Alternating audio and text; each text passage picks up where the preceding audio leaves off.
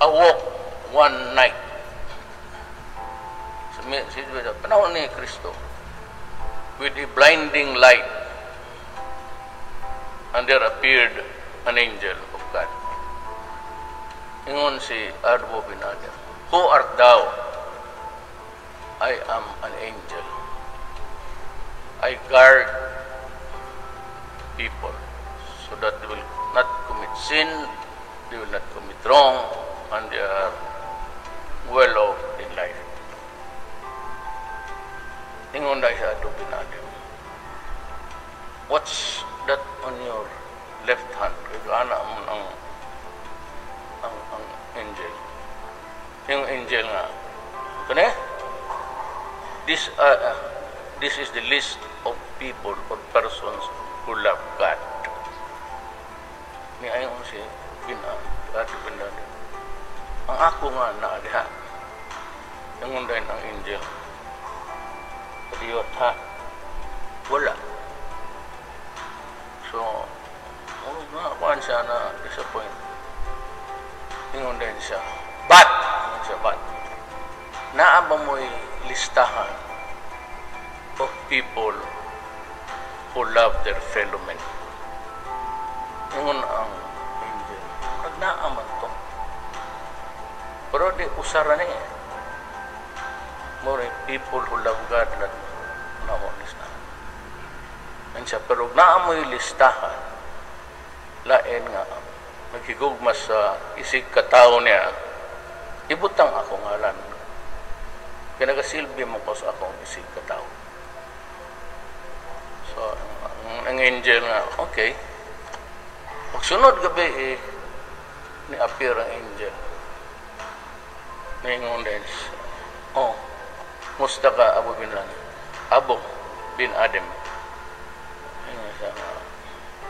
"Musta ka?" "Wala, naguluulag yun ko.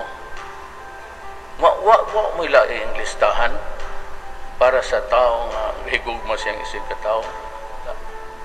Usa lang yun. Ang mga tao nga higugma sa Ginoo. Sa digiday ko mabutang diha ang listahan." Ningon ang angel dili. Giduol sa angel ang tablet. Mga batong script niya. Kita niya, Abu bin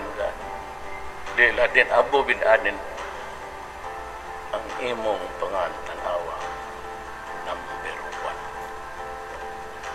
So, ayaw magtuan ang pare, magsilbi, magsimba-simba, luhur, magsigiriuma na, kapoy lang mo. Just serve your fellow men.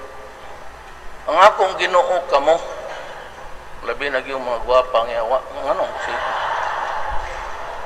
bitaw. Kung siya magsigitag, luhod-luhod na, for what? Sa tinood lang. Sige lang kulikta. Inig-baptize ni mo, ubrahan ka. Pag minyo, mo anak ka na lang, bayad ka pa. Di para mo tag-ibayad di mo sa imong asawa, okay lang. Ibayad di mo gatos pare. Tangina. Kamatay ni mo gyapon. Dadon ni mo yung patay Domingo, putang ina kasabang ka pa. Muhila ka, mayor. Di pa lubungon kay Domingo. Kisay sulti. Pare, to ka ng pare. Kaya mangita tag pare ngala daw with paginaw ko. Sugon ng pulis. Kuha ato si Wader. Amigo man ako. Dito na ta sa cemetery mag-blessing.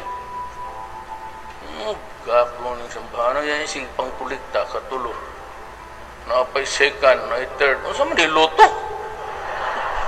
Bila pa tayo kabulag kadadlaw? Kani po, ubis po si Tagle. Di daw na ako hadlokon. Kano sa ba ko ng hadlok? Labon sila o magmisa dito sa katong Katrillanes. Mamatay na mo na si Duterte sa sakit. Ngayon akong pausa, mayon ako. Sige, patsa ninyo ng mga obispong inutil. Sugur ka nga, ada pulpito. Demonyo daw ko. Muna'y kadaot o gamito ni mong reliyon para plataforma na akay atakihong tao. Because of the separation of church and state, di kita magkasinabot. We will never come to terms. Lisod yun ang gobyerno. Ang gobyerno manggod, walay Ginoo. Na iyang mga, we have citizens professing to be Roman Catholic faithful, mga igsoon na itong Islam na ay Jehovah o Jehovah na ay daka ng mga reliyon. Kung tadi kita makasinabot ya. Una sila, waman po sila gihimo. Ang ilang gihimo, maingon lang sila nga na ako'y napatay nga 7 Tamil. Asa man ang pataya na? Kaya na 7 Tamil, kasi ibatan na itong tinuod. Unsa man na ng 7 Tamil, ang tinuod na mga 1,400. Direct, 4,100 si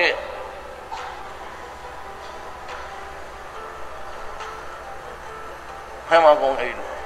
Dilo, kaya akong kopya siya. Kani dili ko, this is not a campaign to smear the Catholic Church. Pero basahan lang ninyo. Kani siya, commentator ni siya sa CBCP. Na ilang grupo, Altar Secrets. Mga sekretos pare. Altar of Secrets by Ares C. Rufo, with an introduction by Marites Dangilan Vitog, Sex, Politics, and Money in the Philippine Catholic Church. Napag-iusa, palit ninyo, the popes, plural. Kaya umabasa ninyo na, yung Katoliko, the famous, tanaw dito sa, kato factual gino to ha, research gito sa Vatican. During the Inquisition, ang Pope nga Espanyol, they killed 1 million. Kaya nagitawag nila mga witch, ilang madudahan ni ato nga wakwaka na, nang nakay awong diri, tilimanon nga muna, luoy kayo. Sunugon ka. Muna history sa pero dawa ko mamaka. Honest to God. Ano mamakak mo? Basta palitaran ninyo ni online. Murag ginapong gani. Pero ang tanang mga batanon makabasa ani anong college so wala na. Goodbye. Goodbye Catholic. Para sa Amerika. O kamo makatong Amerika. Oy gawin ato ka mag-Amerika. Yung simba ka nga to, pila ka tao lang ang simbahan.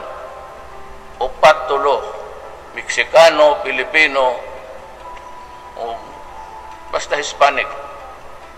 Ano naman ang simba dito? Muna. Nakatong pare nga, mo lang nga, sige sila sawayan ako. Nagabuli daw ako. Nakatong pare ang Amerikano, na-assign sa biliran, nga pila niya katuig, gimulis siyang mga bata. Kami ni adto. First year me. Father Falby. Pagkakaon, di ba sa, isa ba yung ganito kataneo, di ba, naatay misa, Friday Mass, unya, communion. Pero pag kumpisal ni mo, imong talong, ipuga-puga, nagmaayo. Pagkabot ni mas misa nga nagagaluto niya. Utang ina ni mga pare. Naay pare diri namatay ha. In Davao City, I'm calling the church to find out his identity. All you have to do is to connect with your imong isa inyong tigas nga rin. May pare kayo na namatay very early. AIDS, HIV. pati yung pare na sa biliran ng Amerikano nga pedophilia. Which is worse? You corrupt minors or you kill criminals? Sige, ako, I told you, do not destroy my country because I'll kill you. And I'll do it. I told you not ayaw bahugi o droga ang mga anak namin kasi masisira. Tapos you do it, I'll kill you. Dumanda kayo. Pero sinong paborin nyo? Yung mga bata. Nga, ipang lubot ninyo, ipang baka bata pa, may almoranas na. Buisit ako sa inyo. That's what you get for maingon lang unta mo nga bawal lang. If you do not agree with my words, then you can use any adjective or limang adverb pa gamitan mo. Do not fuck with me. Demonyo, mamatay na sana siya. Kadiba nung eleksyon, kayo, sa luneta ko, meeting the Avance, they were all attacking me. And I said, let this election be a referendum. Kayong pabor sa pare, kayong pabor na mabuhay ang mga durugista, ayaw kayong patayin yung kriminal. Doon kayo. Kayong gusto na yariin ko lahat yung mga adik, patayin ko lahat ng masasamang tao, dito kayo. Ito ang referendum, plebisito. Pag matalo ako dito, ibig sabihin, masamang tao. So, I won by 6 million votes. So,